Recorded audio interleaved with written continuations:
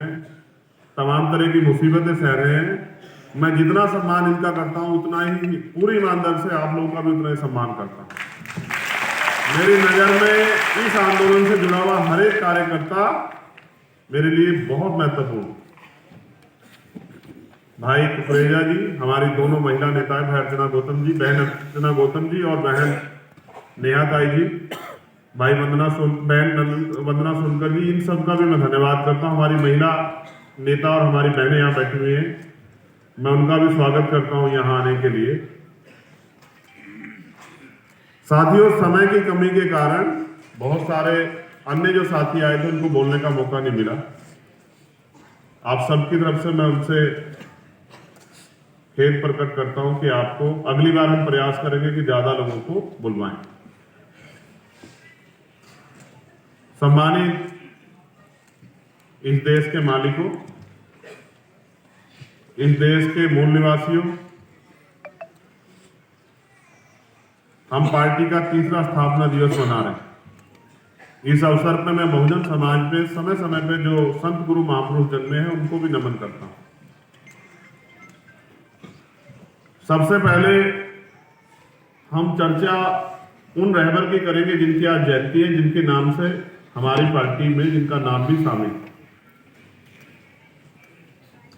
फिर उसके बाद हम अपनी पार्टी में चर्चा करेंगे, आगे के दिशा निर्देशों पर चर्चा करेंगे, आगे के कार्यों पर चर्चा करेंगे, फिर अधिवेशन पे भी चर्चा करेंगे। आप सब लोगों ने सहयोग भी किया है अपनी मेहनत की कमाई से, जिससे अधिवेशन संभव हो पाया। मैं आपका फिर दोबारा से धन्यवाद करता हूं।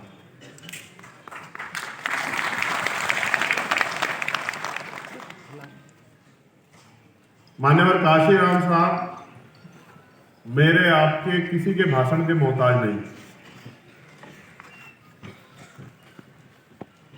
उन्होंने अपने जीवन में जो कुछ भी अर्जित किया, जो सम्मान पाया, नाम पाया, उसके लिए उन्होंने बहुत कठिन परिश्रम किया और विपरीत परिस्थितियों में अपने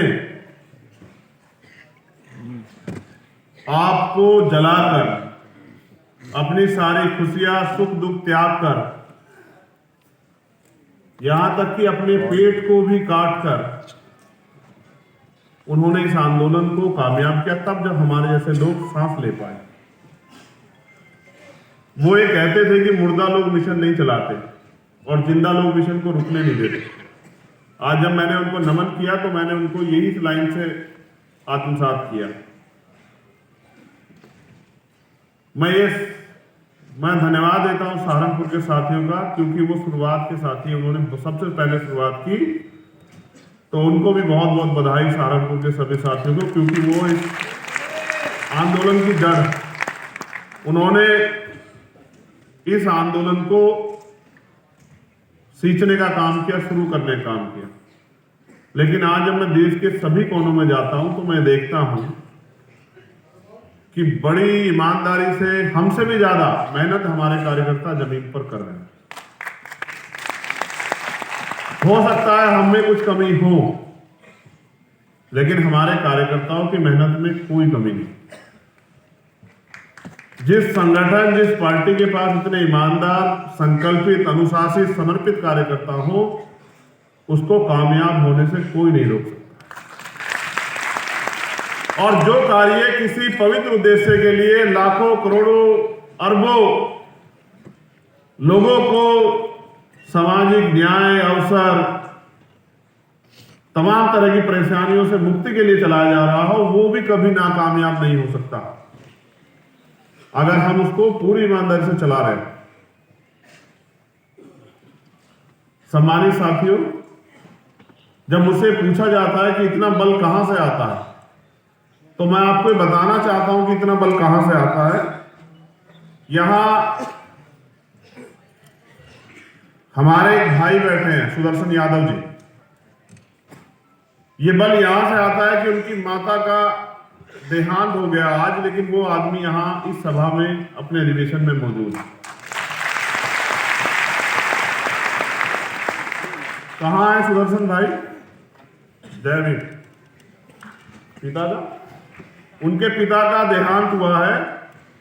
और मैं मंचों से कहता हूं, पिता जो है ना, हीरो होता हीरो बेटे का।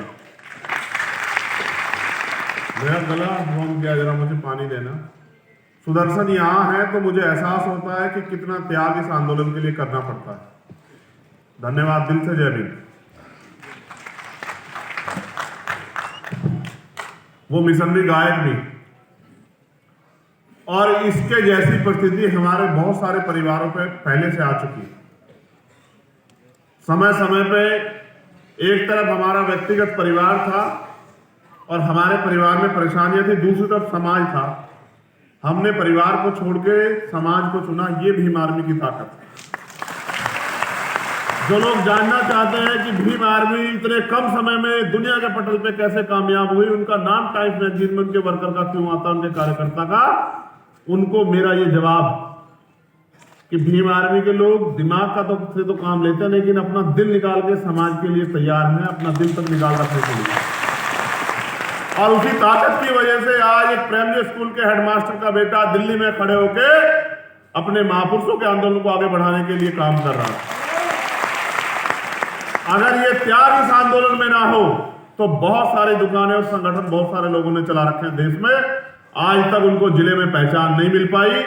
इसलिए मैं भीम आर्मी आजाद समाज पार्टी के कार्यकर्ताओं का धन्यवाद देता हूं और उनको कैडर देने वाले हमारे मिशन 78 के तमाम सीनियर लोगों का बहुत बहुत दिल से धन्यवाद करता हूं, क्योंकि उन्होंने हमारी ताकत को रास्ता देने का काम किया। तो मैं जब बात काशीराम साहब पे कर रहा हूं तो मैं याद दिलाता हूं आपको कि बाबा साहब अम्बेडकर जब 56 में चले गए और उनके द्वारा बनाया गया दल आरपीआई, जिसको वो आगे बढ़ाना चाहते, सीखना चाहते थे अपने ज्ञान, अपने बल, अपने तप के जरिए, जिसके लिए उन्होंने अपनी नौकरी छोड़ दी, क्लास 1 की नौकरी साइंटिस्ट वैज्ञानिक होने के बाद। और जब वो उसमें कुछ नहीं कर पाए और वहां के नेताओं ने उनको ये कह के इग्नोर कर दिया कि तुम हो कौन, हम 30 साल से चला रहे हैं, 20 साल से चला रहे हैं, तुम कल के आए हुए व्यक्ति, तुम हमें सिखाओगे। और क्या समय बीता होगा मेरे रहबर पे कि वो सब कुछ छोड़ के नाउम्मीद होकर दिल्ली चले आए। और यहां दिल्ली में आके,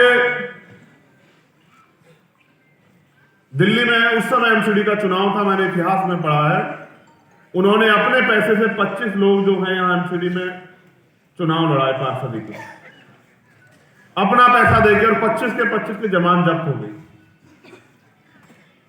लेकिन हौसला देखो उस महामानव का, कि हार नहीं मानी, क्योंकि जब आप मैदान में उतर जाओगे तो हार और जीत तो मिलेगी। आप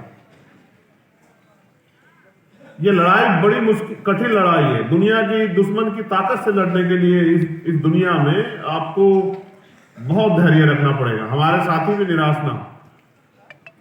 जब मैं हौसला जुटाने की बात करता हूं तो मैं अपने रहबर को याद करता हूं, उनके दर्द को याद करता हूं कि बिना साधनों के, साइकिल से, पैदल, बस, ट्रेन से किस तरह से उन्होंने अपने आंदोलन को आगे बढ़ाया।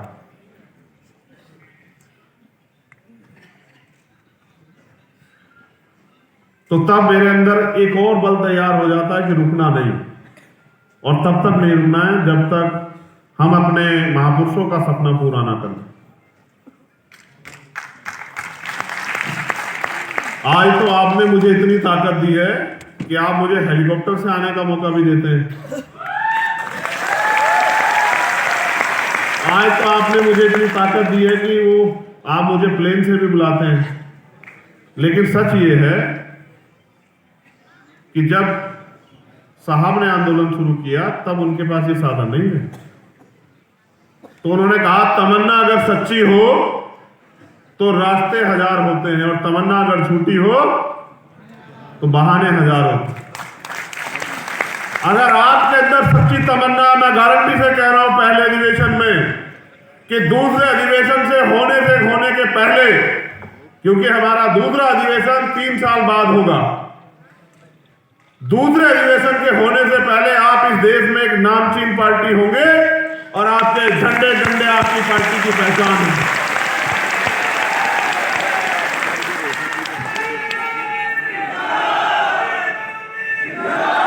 बस जरूरत है जितना दम आप इस नारों के साथ लगाते हैं उतने दम से आप जमीन पे जाके काम भी करो।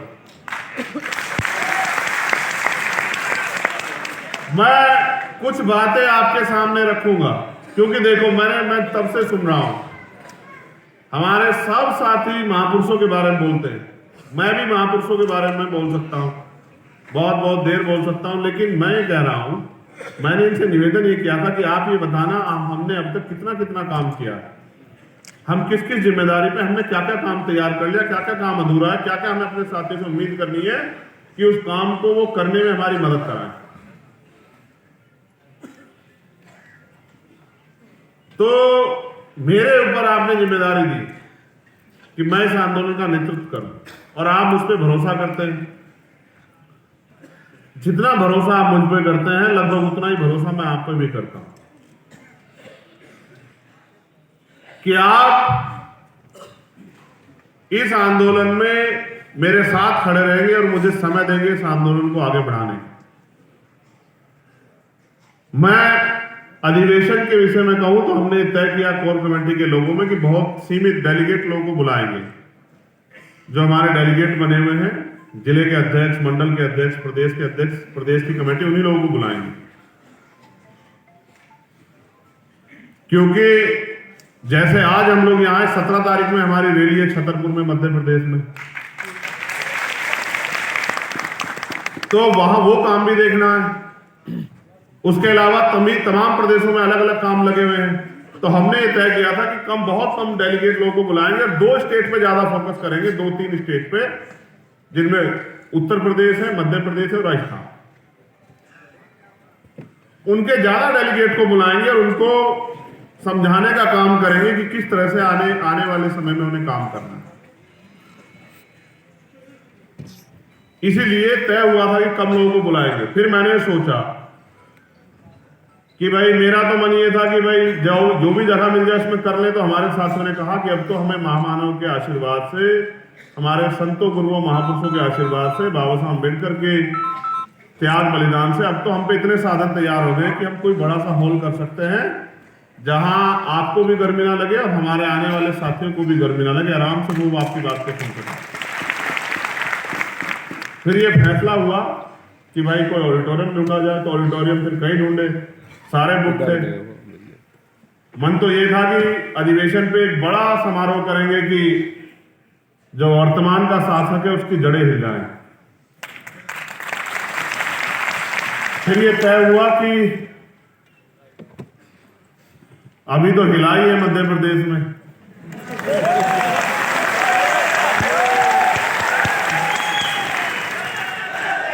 तो 1-2 महीने के बाद हिला लेंगे।